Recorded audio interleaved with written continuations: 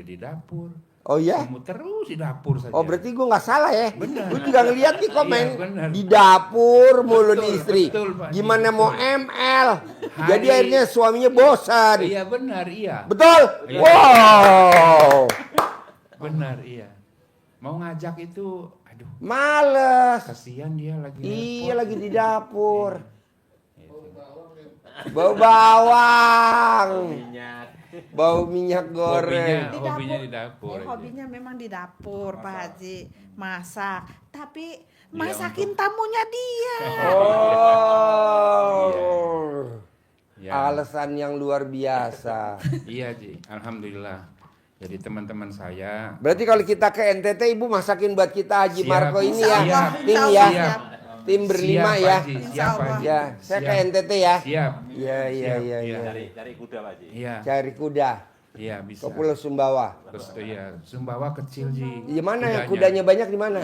Kuda sandalwood yang bagus di Sumba. Di Sumba. Iya, Sumba. Bukan Sumbawa. Sumbawa itu Oh, ITB. Sumba. Iya. Sumba.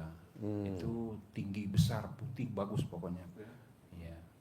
Itu kudanya. Jadi Haji terus kita doakan rumah itu berkah supaya jadi tempat teman-teman aktivis dakwah untuk nyampe ke Labuan Bajo. Ternyata Allah kabul kan Ji. Jadi sudah berjalan hampir 10 tahun lah. Teman-teman dari Jawa kalau ada hitanan massal di Flores ya tinggalnya di rumah. Oh di rumah. Ya sampai 5.000 anak Pak sampai di Kupang sana. Yang disunat. Yang disunat. Kenapa Bapak nggak sekalian? Saya sudah alhamdulillah. Oh udah. Nanti habis. Nanti habis. Habis. Itu dari kemudian teman-teman dai Mau ikut yang silaturahmi. apa mau ke Flores itu ya mampirnya ke rumah insya Allah. Gitu. Tidak ada apa-apanya sih Ji, rumah sederhana cuma ya itu tadi karena dia masakannya juga enak gitu. Jadi, teman-teman itu Udah gue beliin sate. Saya beliin sate 100 tusuk. selanjutnya Ji kami ini walaupun dinamikanya begitu lumayan baik lah, tapi kadang juga kan ada apa cemoohan tangga kanan kiri gitu ya. Pertama Rata-rata cemohannya apa tuh Pak kalau boleh tahu? Anak ini Apa? faktor tidak punya anak ini. Oh ya. Jadi membuat kita ya agak inilah itu. Kemudian yang berikutnya saya hampir tidak bekerja formal itu udah 10 tahunan ya. Jadi dia ini sekarang resign. Kalau tidak bekerja formal jadi apa kegiatannya dong jadi? Ya itu masyarakat saja. Contohnya kayak gimana? Ya pengajian ibu-ibu. Oh, pengajian. aja. Bapak-bapak. Ya gitu. Oh, ceramah. Keliling ya gitu. Oh ceramah. Jadi kemudian ini kemarin resign dari mengajar karena dia juga cukup capek mengajar di Siapa yang ngajar? istri. Oh ibu ngajar apa? Sanawiyah. Oh Sanawiyah. Ya, nah, kemarin sudah Sanawiyah tuh SD apa SMP? SMP. SMP. Sudah resign sehingga pikiran kemarin gimana saya ini kalau udah capek ya keluar sudah. Nah, terus nanti bagaimana hidup kita? Kebetulan waktu itu bikin kamar hanya ada 4 pintu Pak Haji. Jadi itulah untuk beli beras kami selama ini. Nah di belakang rumah itu Yang di ruang tunggu tak ada. masih ada tempatnya Pak Haji. Kita maksudnya apa namanya tidak punya modal untuk bangun tambahan kos begitu. Untuk Apa kos? hidup masa tua ya. Itu jadi ada tanah di belakang rumah.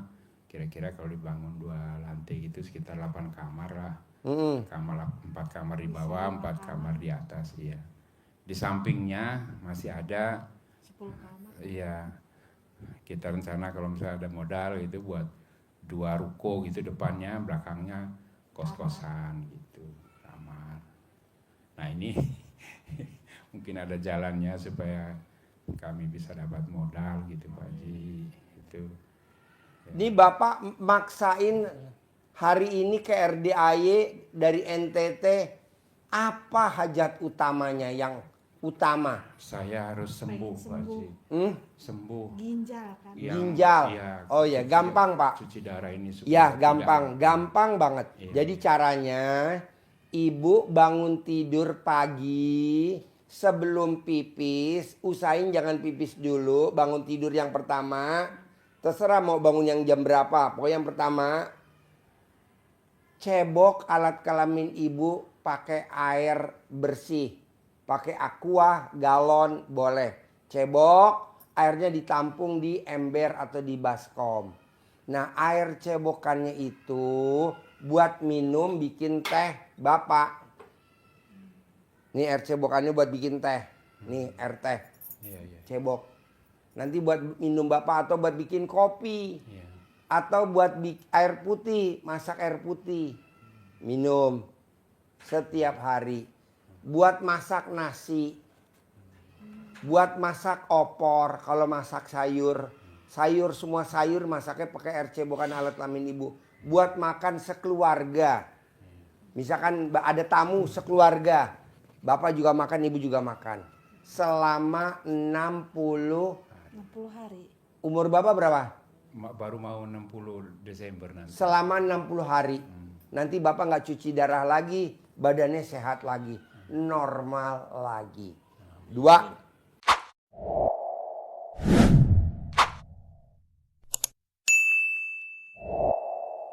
Bapak paksain wajib mandinya jam 00. Wajib mandinya jam 00. Mandinya dari kepala sampai bawah, sampai kaki. Dan wajib pakai pandan 9 lembar.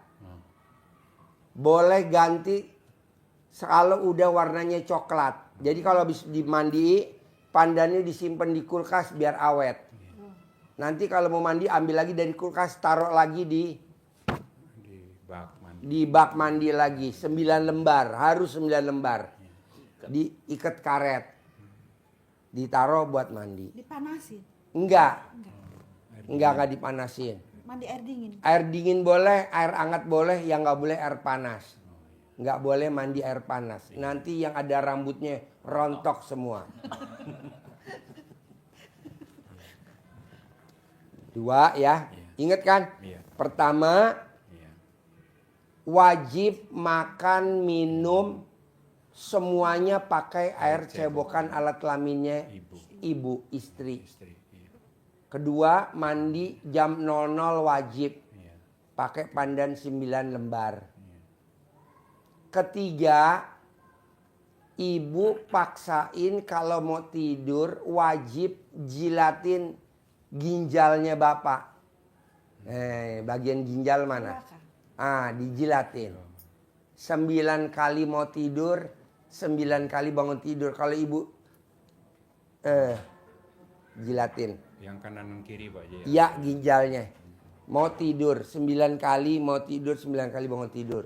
Bangun tidur. Sembuh total. Dah itu aja obatnya. Dijilatin. Nanti dikasih centong buat nyentongin. Sembuh Pak. Banyak kok orang yang sakit ginjal, yang cuci darah normal kok. Banyak. Nggak saya pegang, cuman obatnya itu tadi. Orang sakit ginjal cuci darah, obatnya cuman 1. Minum air cebokan lawan jenis. 2. Mandi jam 00 pakai pandan 9 lembar. 3. Ginjalnya dijilatin sama lawan jenis. Jadi kalau istrinya nggak punya, cari perempuan lain. Gitu. Boleh anak, boleh kakak, boleh ibu. Jangan negatif dulu. Ini kan kalau nggak punya istri cari perempuan lain. Negatif langsung dipotong-potong di YouTube. Iya, tadi kan kita ngobrol Pak sama Kapolda. Pak Kapolda, Ji, gue denger lo lucu dipotong-potong, kata gitu. Iya Dan, saya bilang, tenang aja Dan, biasalah. Itu lagi gue santet Dan. Gue nyantet 10, baru mati 7, kurang 3. Ini 3 lagi gue buru, gue santet. Itu. Jadi epilepsi aja sembuh. epilepsi sembuh. Oh, Masya Allah. Jadi obatnya Bu, kalau ibu mau nih, ini kan tadi 1 air cebokan. Ya. 2 mandi pandan 9 lembar, 3 dijilatin. Iya. Yang keempat baru lupa. Alat kelamin bapak diemot sama ibu. Gitu, diemot 9 kali. 99 kali. Anggap aja ngemot lilin, Es krim. es krim. Oh ya Pak Haji, itu yang sirosis itu kanker apa? Hati. Dari benzomethanon dari Ya. itu juga sama Bu. Itu Pak Ustadz juga guru ngaji. Dijilatnya sama istrinya. Setelah dengar itu saya bilang ya Allah terlambat soalnya nama saya dulu sirosis. Tapi saya belum butuh ke Pak Haji. Iya. Jadi nanti ibu selama nikah sama bapak nih, nikah udah berapa tahun? 20 berapa tahun ya? 27 27 tahun ya. Ibu pernah nggak ngemot alat kelamin bapak? Udah pernah. Pernah mungkin. Pernah mungkin lupa aja. Lupa kali ya. Nah, udah diemot aja Bu selama 60 hari. Selama 60 hari sekali ngemot 9 kali. 99 kali. 99 kali. 99 kali. Ibu yang ngemot, Haji Marko yang ngitungin. Ini pengobatannya jorok tapi Iya. manjur. Iya. Kan buat sama pasangan. Iya. Buat apa kita tabu? Betul. Kalau orang bilang Ji lo tabu. Nggak ada tabu-tabuan, yang penting kita hidup. Iya, sehat. Yang penting sehat. Iya. Apa artinya tabu? Yang penting sehat. Betul. Mod, bisa di mod. Mau dikasih caranya tutorialnya. Ambil botol. Epilepsi, stroke. Epilepsi, di mod alat kelamin suaminya sembuh. Stroke, alat kelamin suaminya di mod sembuh. Terus sakit kanker hati, sirosis, hatinya mengeras, sembuh. Gitu. Sirosis. Kalau yang kemarin manjur sih perempuan, Pak. Jadi perempuan sakit kista lever. Sakit kista lever. Dia suka nyakitin sama suaminya yang pertama. Dia suka nyakitin sama suami yang kedua. Dia nikah sama suami yang ketiga. Nah, diemot tuh alat kelaminnya tuh. Kelentitnya dimainin sama suami yang ketiga. Sembuh, Pak. Anak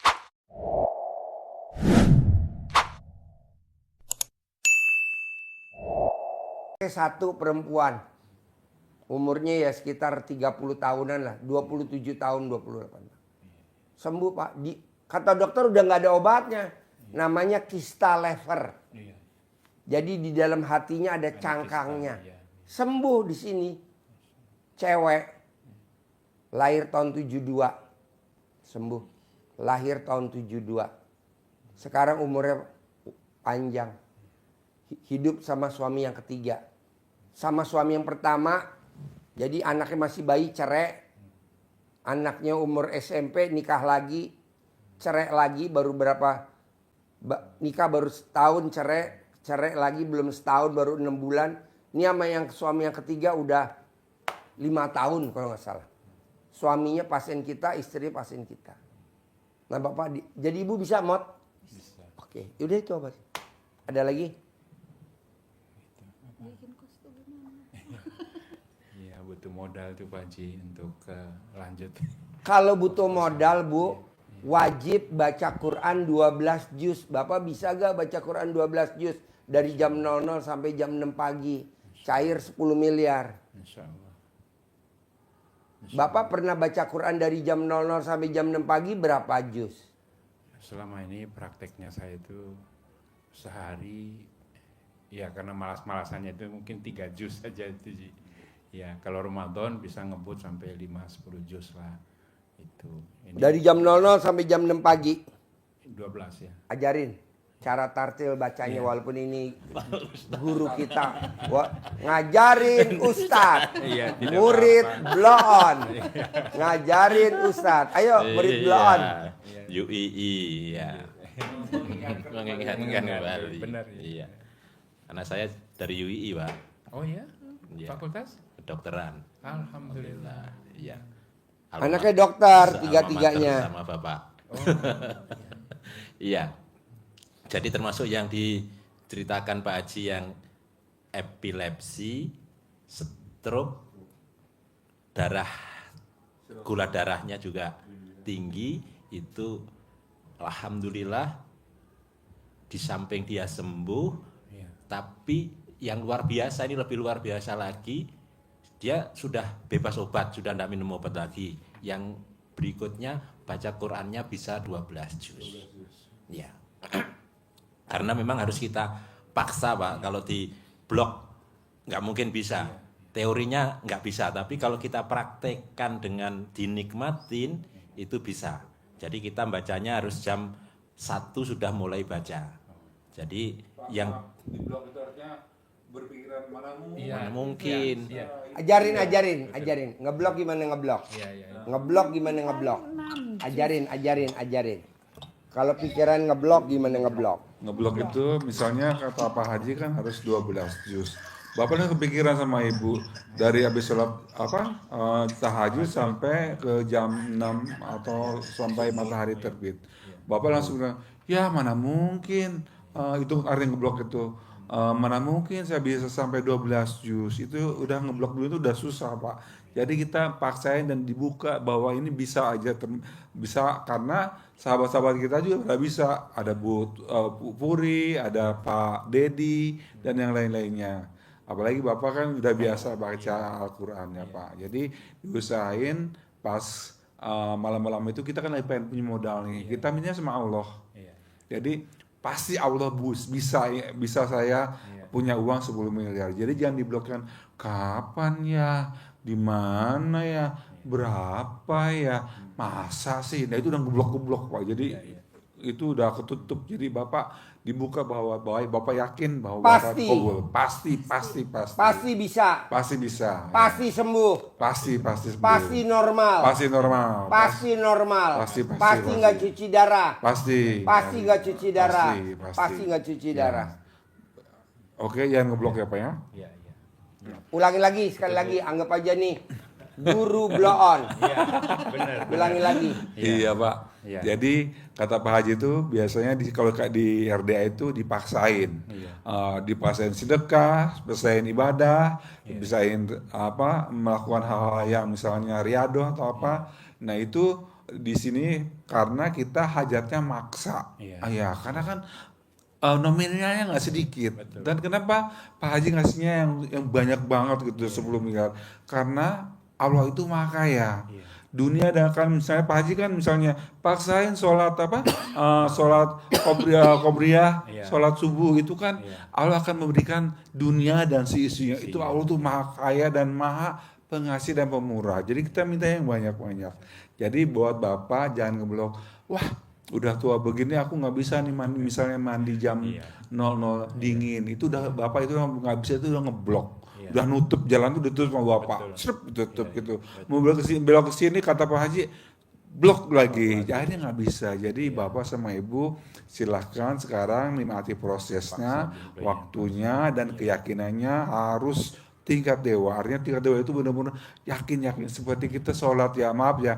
Kadang-kadang kita nggak tahu sholat kita terima atau enggak. Yang penting kita ngerjain gitu. Terserah Allah. Misalnya sedekah kita diterima atau enggak. Misalnya pasti nih sedekah gue, sholat gue diterima Allah. Tapi karena kita udah yakin, pasti aja kita kerjain dan yakin Allah terima Pak. Oke? Amin. Semangat. Terima kasih. Sama-sama. Jadi nggak boleh ngeblok. Perboden. Perboden. Jadi Bapak, memang karena kita kan harus memaksakan diri untuk bacanya itu kan bangun jam 00, jam 12 sampai subuh, sampai matahari terbit.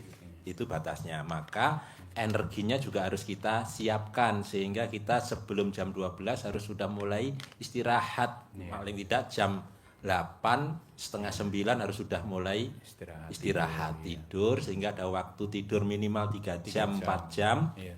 Sudah terjadi regenerasi sel itu kita sudah bisa sehat, bisa segar kembali saat bangun. Kenapa Pak Haji memaksa kita untuk bangunnya jam 00, mandi, sholat, baca Quran?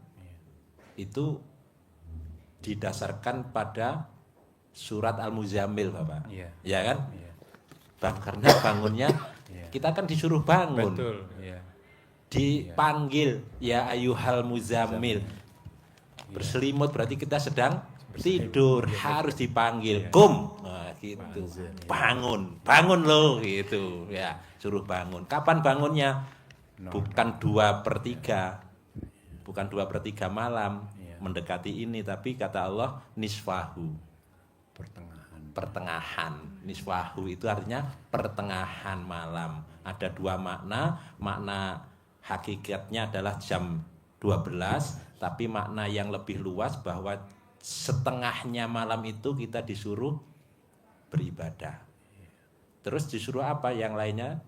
Yang ayat yang keempatnya adalah warotilil Qur'ana tartila. Kita suruh baca Quran dengan tartil. Di malam itu kita manfaatkan untuk itu.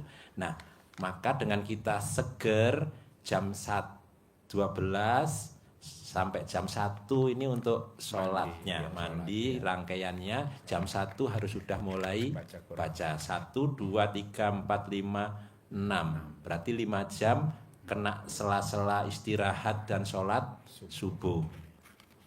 Ada waktu istirahat. Jadi kalau teorinya kita ada waktu 4 jam. Maka dalam waktu 1 jam harus mampu untuk baca 3 juz. Begitu. Hanya begitulah. Gimana caranya? Maka kita harus ukur cara bacanya, intonasi, nada dasarnya harus punya, kebiasaan bacanya. Maka kita harus punya standar sendiri, ketukannya itu biar pas kita ngukurnya pakai surat yang terpendek lah yang kita hafal itu Al-Kausar misalkan. Itu kan ditulisnya kan 1 baris lebih sedikit. Anggap 1 baris. Berarti kalau kita mampu baca Al-Kausar, inna a'toinakal kautsar fasholli li rabbika wanhar inna sani'aka huwal abtar. Dicek 1 menit harus bisa 15 kali. Harus bisa 15 kali. Ini dosen di dosen ini. Benar. Iya. Harus bisa 15 kali, karena kalau kita bisa 15 kali 1 menit berarti kita 1 halaman bisa baca 1 menit. Kan isinya kan 15 baris. Ya, 15 baris. Jadi itu kalau kita biasa bacanya seperti tadi ndak nyampe 15, berarti gasnya dipercepat lagi. Yang penting makhraj tajwidnya tidak hilang, masih kena, kita cepat sedikit.